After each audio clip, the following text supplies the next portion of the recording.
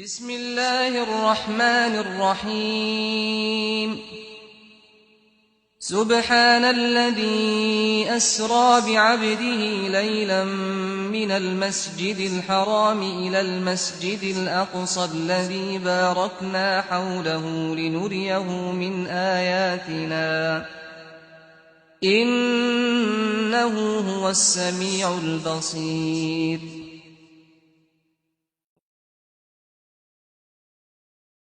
Si vous êtes musulman, c'est que c'est Allah qui a choisi. Alors, chers frères et sœurs, chers téléspectateurs, bonjour. Assalamu alaikum wa rahmatullahi wa barakatuh. Bienvenue dans le cadre de votre émission Al-Ittisal, la communication multidimensionnelle. Aujourd'hui, nous allons parler essentiellement de la conversion à l'islam. Comment se convertir à l'islam?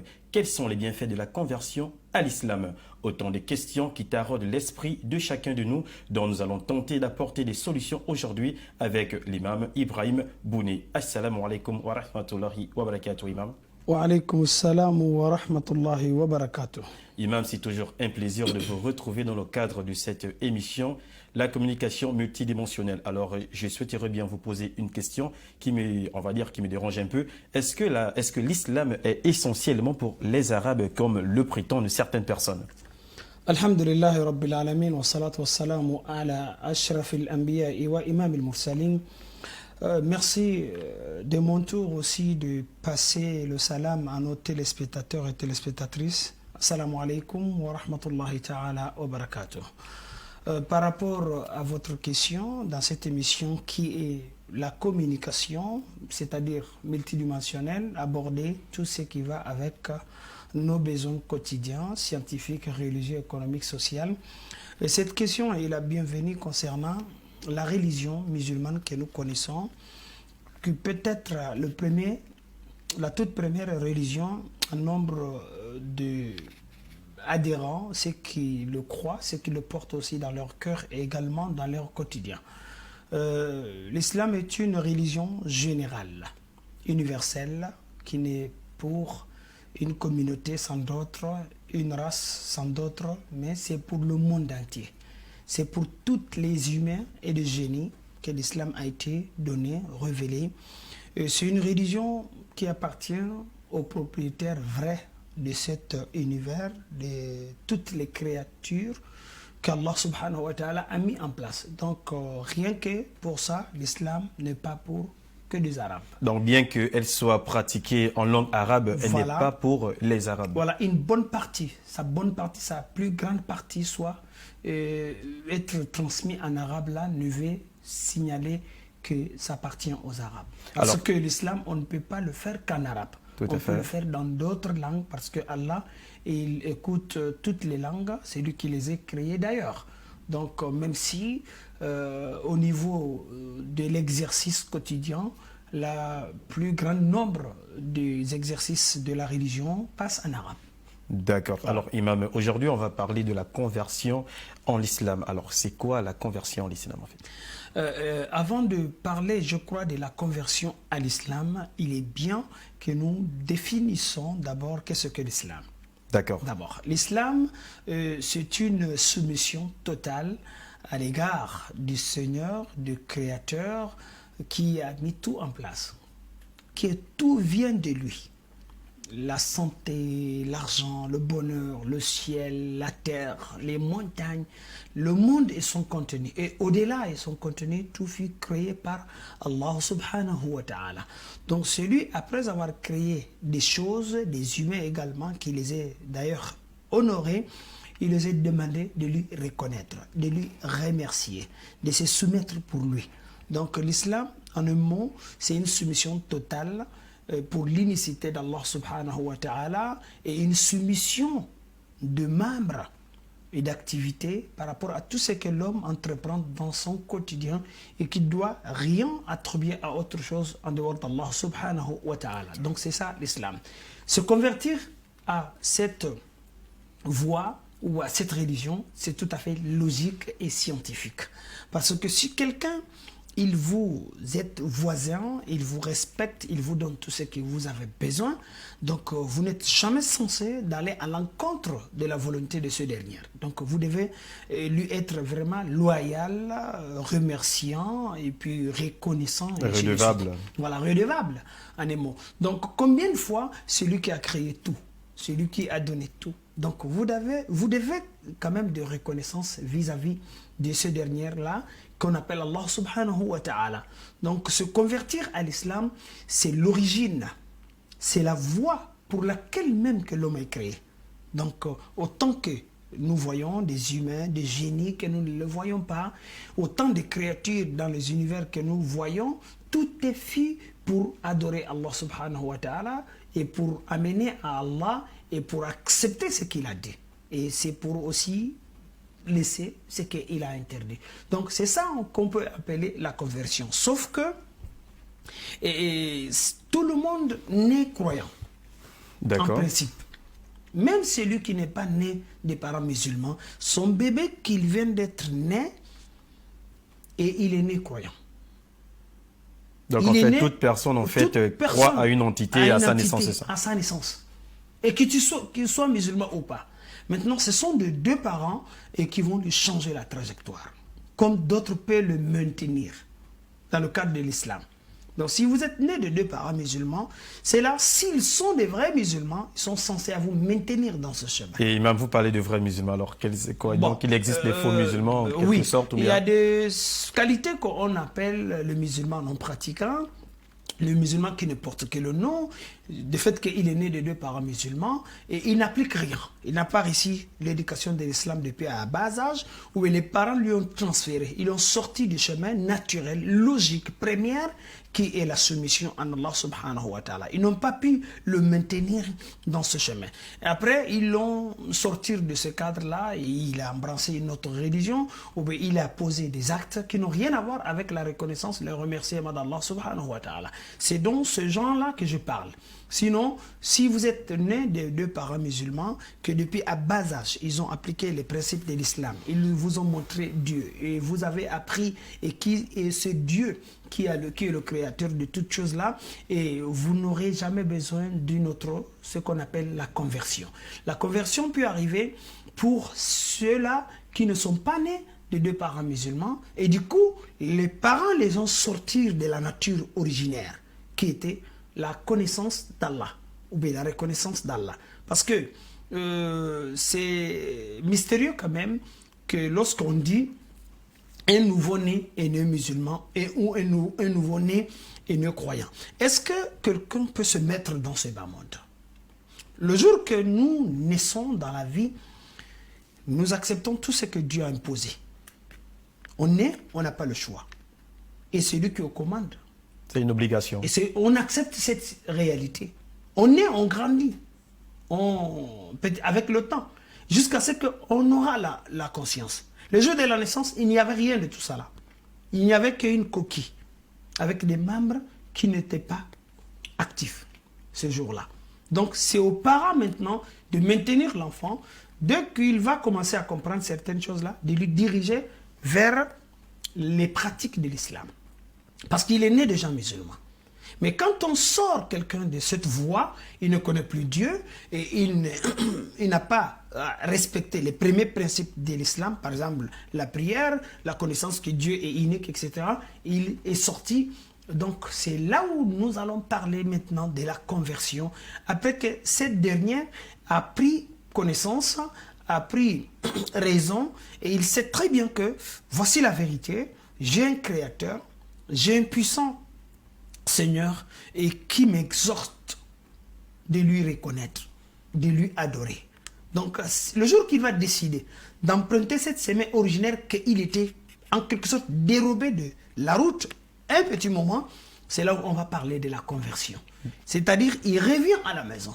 Il devient soumis, il accepte l'unicité de Dieu, et il remercie Dieu de tout ce que celui lui fait. Et puis, il pratique les principes quotidiens de la religion musulmane. C'est là où on parle de la conversion. Alors, on parle de la conversion dans cette religion qui n'est autre que l'islam, qui est la religion de la soumission. Alors, imam, comment se convertir à la religion islamique? Voilà, se convertir à la religion musulmane est très simple, n'a pas besoin de beaucoup de protocoles.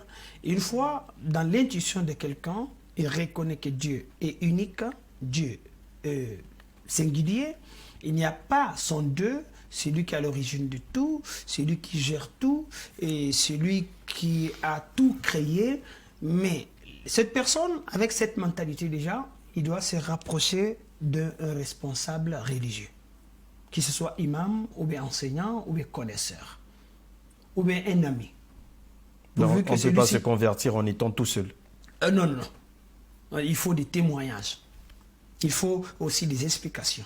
Dans le cadre de ce qui se présente à un imam, ou à un enseignant, ou à un ami, ou à un frère qui connaît déjà un peu la religion, il va aller faire l'attestation. Parce que cette attestation, c'est l'ensemble de mots qui justifient le fond intérieur de la personne. En disant par exemple, Ashhadu an la ilaha illallah wa anna Muhammadan abduhu wa rasuluhu. J'atteste qu'il n'y a point de divinité en dehors d'Allah et que Muhammad, c'est son messager et c'est son serviteur. Voici la clé de l'islam pour le nouveau converti. Donc, il suffit juste de dire il suffit seulement de dire cette phrase, ces deux phrases, et bien, qui est fondée dans le cœur, la personne est musulmane. Donc, en compromis, il faudrait d'abord avoir cette intention, nourrir cette intention. Voilà, nourrir cette intention et connaître ça par le fond intérieur et ensuite venir justifier par sa langue. C'est ça le mot-clé de la conversion. Une fois que vous prononcez ce mot seulement, automatiquement, vous êtes musulman ou vous êtes converti à la religion musulmane. Le reste va rester maintenant à suivre, à pratiquer, à prouver, à justifier, tel que la prière, le jeûne, l'aumône, si vous avez des moyens, ou bien le pèlerinage, si vous avez des moyens, et toute autre recommandation de la religion musulmane, et si vous êtes vraiment croyant dans votre foi intérieure. Donc on comprend bien ici que la femme et l'homme se convertissent les deux de la même manière. De la même manière. Il n'y a pas de distinction. Il n'y a pas d'autre distinction, il n'y a pas d'autre protocole. Parce que cela aussi explique la simplicité de l'islam. Comme nous sommes tous créés pour venir adorer Allah, reconnaître Allah, remercier Allah, et à un moment donné, il faut manifester cela si vous n'êtes pas musulman. Il faut manifester cela devant, comme je l'ai dit, un connaisseur, un ami qui connaît, un imam. Vous prenez rendez-vous, vous vous rendez chez lui, il vous explique l'islam en général, la simplicité de l'islam, il vous explique aussi cet intérieur, hein, cette intuition qui est cachée. Parce que la foi et tout ce qui accompagne la foi est une intuition. On ne le voit pas, on ne le touche pas, mais on touche ses effets, on touche ses traces, on touche ses justificatifs. Donc, dès lors qu'il vous explique cela, il va vous demander cette fois-ci de procéder à l'attestation que vous dites dans votre bouche. Et puis ensuite, vous allez suivre le reste avec le temps.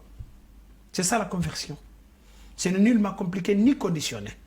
Avant, on a entendu que certains conditionnaient aux autres de devenir leurs parrains, de tout faire à travers leur canal. Oui, il n'est pas interdit que quelqu'un vous enseigne, quelqu'un vous suit. Quelqu'un vous conduit à la bonne formation, à la bonne compréhension. Mais il n'y a pas une conditionnalité à ce niveau pour dire que si quelqu'un décide de devenir musulman, prenez votre temps de lui expliquer simplement la religion musulmane dans sa simplicité et accompagner cette personne et pour qu'il se lance déjà dans la formation à apprendre cette religion.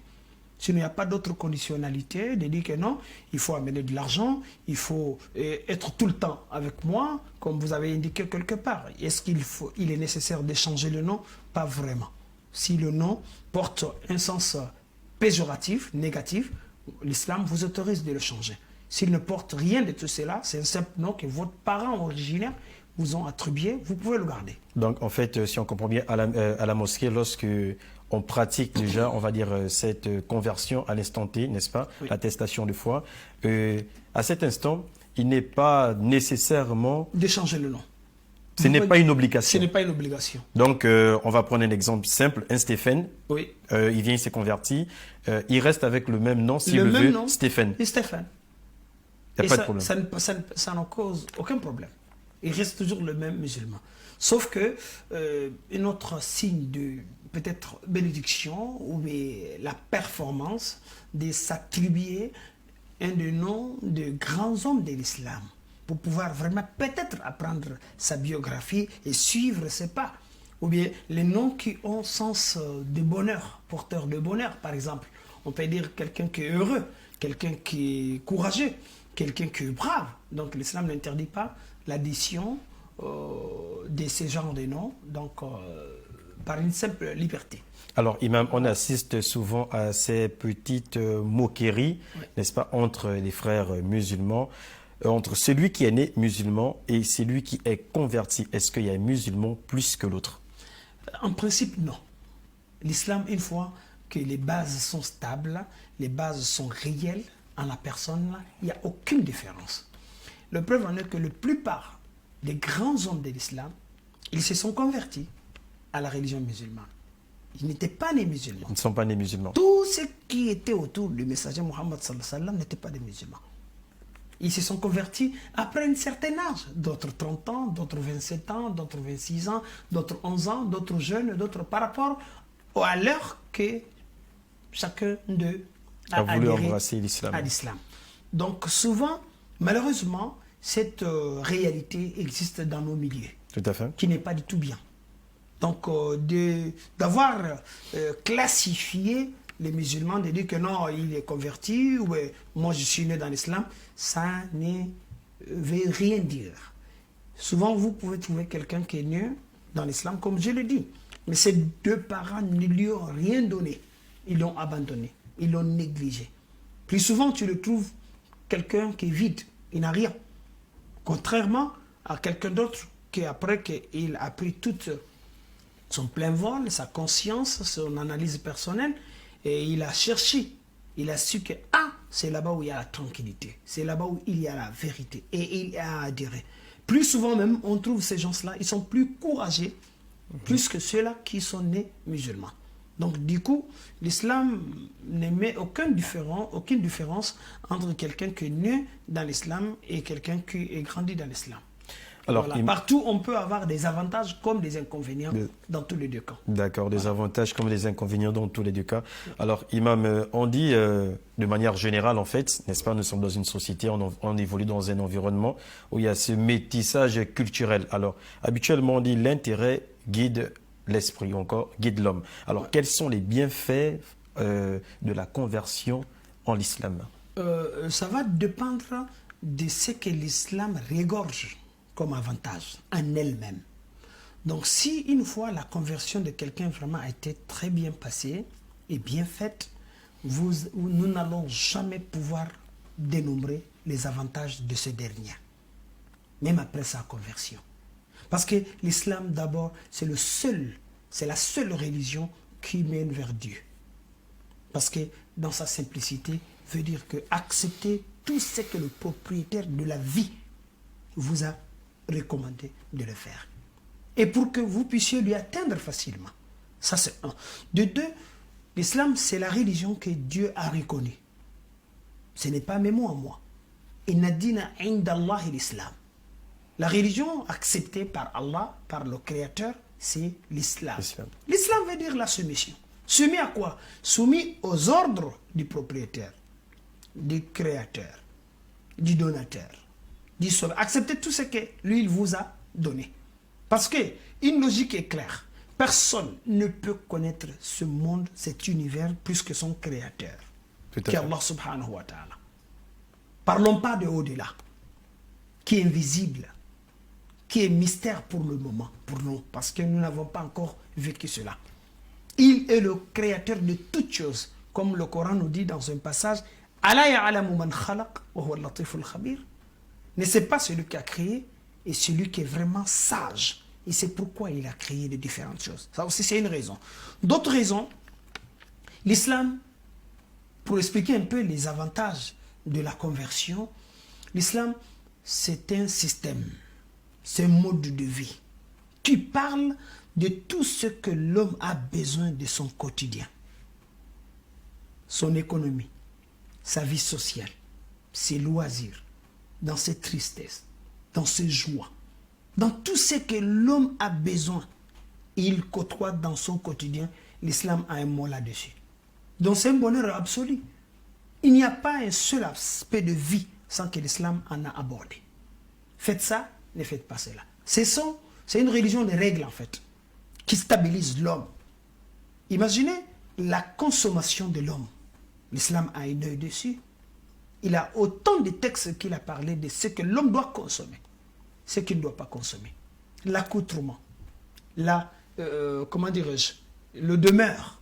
L'islam a parlé de tout. Donc, c'est un mode de vie vaste, que tout ce que l'homme a besoin, il va le trouver dedans, à condition qu'il soit sincère et à condition qu'il soit vraiment courageux et de pratiquer l'islam comme il se doit. Cependant, ça ne va rien lui empêcher de vivre dans sa vie et côtoyer le monde entier dans son développement et aussi dans avancer de tout ce qu'il veut.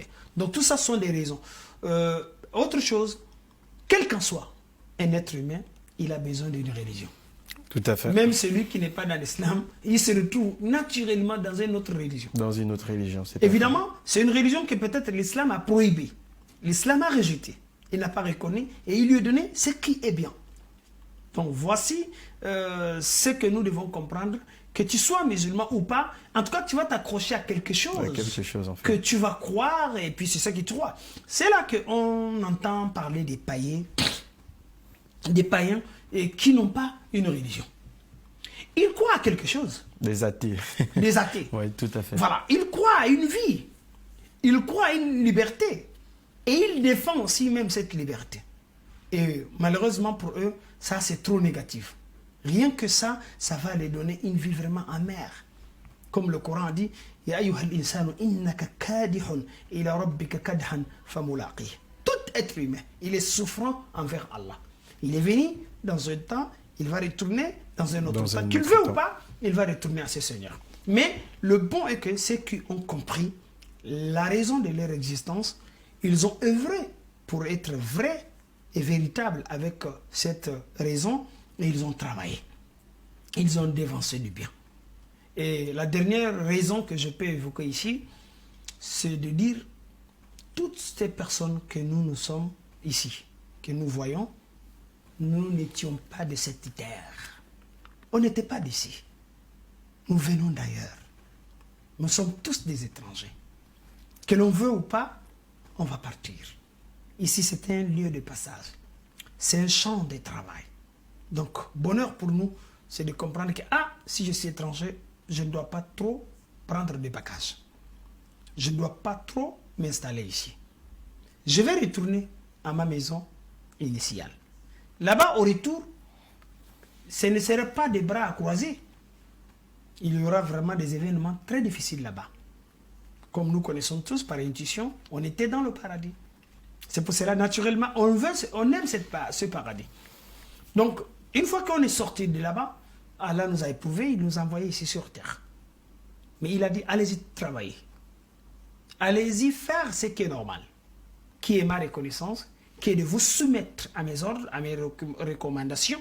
Celui qui suivra ce chemin, certainement, je vais lui ramener au paradis. Mais gare à celui qui va s'entêter, celui qui va négliger sa vie, il va le banaliser, il ne va pas prendre le chemin de la soumission vraie, il va se permettre d'aller dans tous les sens. Lui aussi, il va me revenir. Mais en me venant, ça ne sera pas comme il a souhaité. Il y aura des comptes rendus. Il y aura un paiement. Il y aura des résultats, des proclamations. Donc, gare à celui qui va négliger sa vie ici, de ne pas prendre le chemin de la soumission vraie, de reconnaître Allah subhanahu wa ta'ala dans toutes ses limites. Donc, le jour du jugement, le jour du retour, le jour qu'il va sortir de ces bas mondes-là, il va le regretter amèrement. Qu'Allah nous en préserve. Amin, amin. Alors, Imam, on comprend que l'islam traite tout, on va dire l'islam, n'est-ce pas, traite tous les sujets, on va dire environnementaux, tous les sujets, en fait, l'islam a un mot là-dessus, n'est-ce pas? Alors, on constate aussi qu'il y a certains musulmans, n'est-ce pas, qui se convertissent, musulmans convertis, et après, au fil du temps, ils retournent vers son passé. Vous voyez un peu? Alors, pour ces personnes-là, est-ce que, on va dire, l'attestation de foi est annulé en fait? Pas forcément, ça va dépendre de ce qu'il a posé comme acte. Vous savez, lorsqu'on se convertit à l'islam, comme je l'ai dit tout à l'heure, il faut voir un expert, un connaisseur qui maîtrise la matière pour prendre toutes les informations nécessaires. En notre compte, lorsque quelqu'un vient se convertir, on ne va pas directement se lever seulement pour lui faire attester le mot de l'attestation, le clé de l'islam, non. On lui demande, on lui pose des questions. Quelles sont les raisons qui t'ont motivé? Pourquoi tu veux adhérer à l'islam? Comment tu es avec ta communauté? Où tu es né avec ton père et ta mère? Qu'est-ce qu'ils ont dit? Et qu'est-ce qui sera aussi leur position? On lui pose tous ces nombres de questions. Et habituellement, avec, Voilà. on va dire avec votre expérience, n'est-ce pas? Oui. Vous avez eu certainement à poser autant de questions Voilà. à de nombreux convertis. Oui. Et qu'est-ce qui revient? Est-ce qu'il y a des similitudes dans les raisons? Bien sûr, parce que c'est là où certains ont compris, ah, cette religion, si je dois me convertir, alors c'est pour mon propre intérêt. Donc il faut comprendre que l'islam, quand tu vas adhérer, c'est toi le premier bénéficiaire. Et lorsque tu te convertis aussi, enlève dans ta tête que non, tu seras pris en charge. Ou bien tu serais vraiment soutenu par quiconque. Donc l'islam, il nous dit que cette vie est une vie de preuve. Chacun de nous en subit d'une manière ou autre. Donc ne pense pas, quand tu vas te convertir, les autres vont te prendre en charge à vie. Eux-mêmes, ils se cherchent dans les difficultés de la vie. Là où Allah a dit, لَقَدْ خَلَقْنَا الْإِنسَانَ فِي كَبَدٍ. Donc une fois que la conversion de quelconque passe par des objectifs qui ne sont pas à la hauteur, à la dimension de l'islam, c'est ce genre de personnes qu'on les voit souvent dans les dérives. Ils ne vont pas tarder de tourner la veste. Ils ne vont pas tarder de quitter le camp. Parce qu'ils se sont convertis au départ pour les biens matériels de ce bas monde. C'est ce qui est vraiment déplorable. Alors, quand quelqu'un il s'était converti, rien que par amour, par soumission, il cherche la vérité, il sait que l'avantage de cette vérité, celui qui va en vivre premier, et ensuite, la tranquillité qu'il trouvera à l'intérieur de la religion musulmane va lui conforter, va lui accompagner, va lui rassurer. Hier, j'étais agité, aujourd'hui, je suis tranquille. Hier, j'étais fougueux, aujourd'hui, je suis tranquille. Hier, j'étais pauvre, aujourd'hui, grâce aux recommandations de la religion musulmane qui m'a encouragé de travailler, de ne pas gaspiller, d'être honnête, d'être sérieux. Aujourd'hui, je suis devenu une autre personne. Ces gens-là, ne vous étonnez pas si vous les voyez demain imam, ou si vous les voyez demain responsables, si vous les voyez aussi vraiment prospérer dans son milieu à lui. Parce que la base de sa conversion était validée. Était bien faite. Contrairement à cela, malheureusement, qu'on voit, et lorsqu'il a vu certaines images, certains en train de parler, il a pensé que non, une fois que je deviens musulman, seulement je serai chef. Je vais gérer le monde, je vais planer au-dessus des autres, je vais avoir ceci, je serai imbigué. Non, ce n'est pas interdit. L'islam, lorsque tu adhères au vrai islam, attends-toi à tout progrès, à toute réalisation positive. Mais à condition que tu respectes les principes de l'islam, qui ne sont pas nombreuses. Peut-être les rappeler peut-être. Voilà, apprendre aussi, de te lancer vraiment dans cette performance. Mais contrairement à certains, ils se sont convertis pour d'autres raisons. Cela a toujours existé, même au début de l'islam, pendant que la guerre sainte se passait entre les mécréants et les musulmans. Il y a d'autres qui partaient à la guerre, qui mouraient même souvent là-bas, mais leur objectif n'était pas la plus noble. Leur objectif, c'était le butin, c'était de l'argent. Le prophète sallallahu alayhi wa sallam, il a décliné, autant pour moi, il a clarifié cette situation. Tout va dépendre de la façon que la personne a adhéré, de l'intention qui a animé la personne pour s'adhérer à l'islam. Dans un hadith très agréable où il a dit Innamal a'malu binniyat. Les œuvres, toute œuvre que l'homme pose, l'islam est une œuvre. Ça ne valent que l'intention qui a initié. À chaque homme, comme avantage, bénéfice, la façon il a initié les intentions. et pour avoir quelque chose de précieux. À la fin de ce hadith, il a dit فَمَنْ كَانَتْ هِجْرَتُهُ إِلَى اللَّهِ وَرَسُولِهِ. Quiconque, l'immigration aussi fait partie de l'islam. S'immigrer pour aller mieux faire sa religion quelque part. Il y a des quiconque s'est immigré pour la cause d'Allah, pour aller vraiment avoir, conquérir Allah et son messager. Et l'avantage qui est autour de celui-là, lui, il va vraiment avoir le vrai islam. Il va vivre en paix. Il va prospérer. Il va avoir le bonheur. Comme le cas de compagnons que je viens de vous citer. Et que la plupart d'eux se sont convertis en étant déjà grands. Ils ne sont pas nés musulmans. C'est pour dire aux autres, attention. Ceux-là que vous intimidez, qui ne sont pas nés musulmans, ils peuvent être mieux que vous. Une fois qu'ils appliquent les principes de l'islam. Donc il n'y a pas un âge pour se convertir à l'islam. Pour se convertir à l'islam. Après que vous avez peut-être dérobé à un petit temps, ou bien la mission, le message ne vous était pas encore arrivé. À la fin de ce hadith, il a dit وَمَنْ كَانَتْ هِجْرَتُهُ لِدُنْيَا يُصِيبُهَا.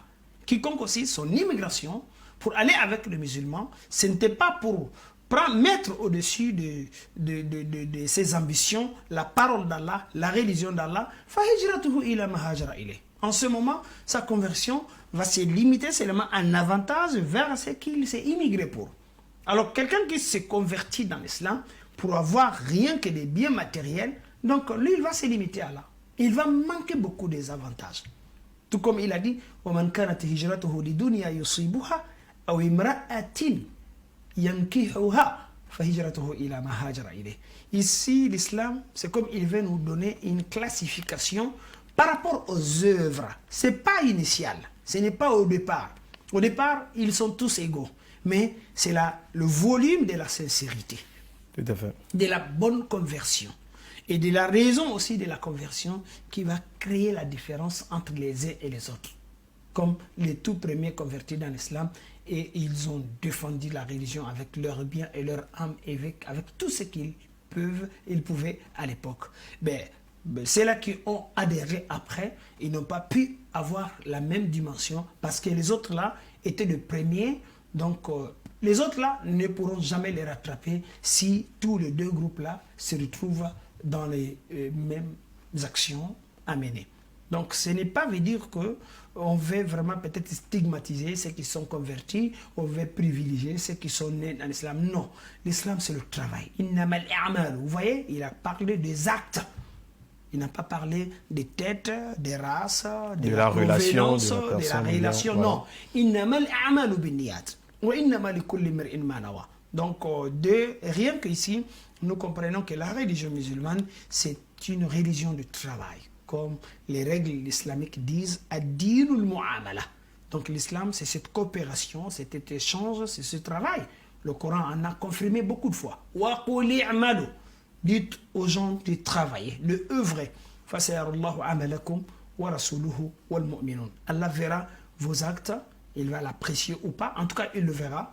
Et le messager aussi également. Les croyants verront aussi tout ce que vous êtes en train de poser. Donc, voyez-vous un peu l'islam qui touche tout. Même quelqu'un qui est né, quelqu'un qui s'est converti, quelqu'un qui s'est perverti pour un temps, quelqu'un qui a repris le chemin, quelqu'un qui a continué à faire des bêtises.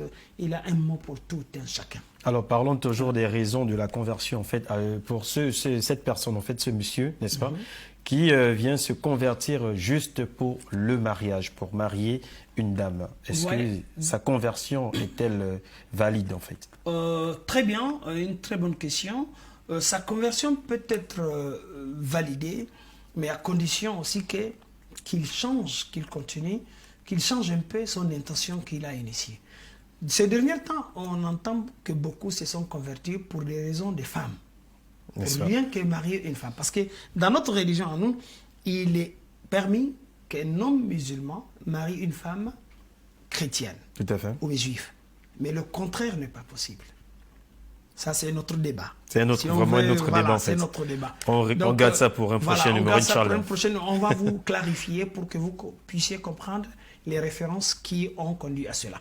Mais, contrairement, il n'est pas permis qu'une femme musulmane aille se marier avec un homme chrétien. Avec un homme musulman. Ouais, pour des raisons que l'islam a mis en place.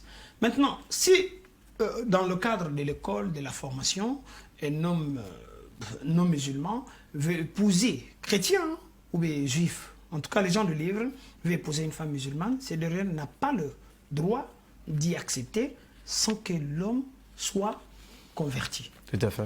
Maintenant, si cet homme-là, il accepte, par rapport au blocage qu'il a eu, il a accepté de devenir musulman pour rien que prendre cette dame-là, l'islam accepte sa conversion. Mais il va lui demander d'être sincère, d'être honnête. Une fois qu'il a eu sa femme, il ne faut pas qu'il quitte. Parce qu'on ne rentre jamais dans la religion musulmane pour ressortir. Qu'il change son habitude. Je crois que si sa conversion vraiment suit les règles de l'islam, il ne va pas tarder à être le véritable. L'un des grands connaisseurs, il a dit que c'est permis même d'accepter quelqu'un au départ, même avec une condition tordue.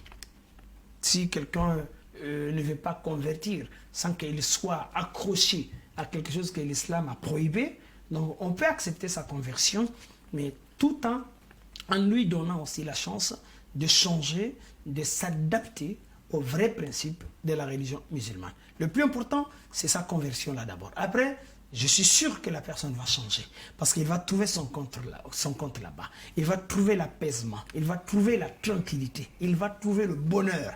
Donc, il ne va pas tarder de changer cette intuition et cette intention qui a avancé, donc en bien. Donc, voilà un peu. Cela nous pousse à dire que vraiment, lorsque quelqu'un viendrait vous voir, ou bien viendra vous voir, de dire que non, il veut se convertir, ne tardez pas.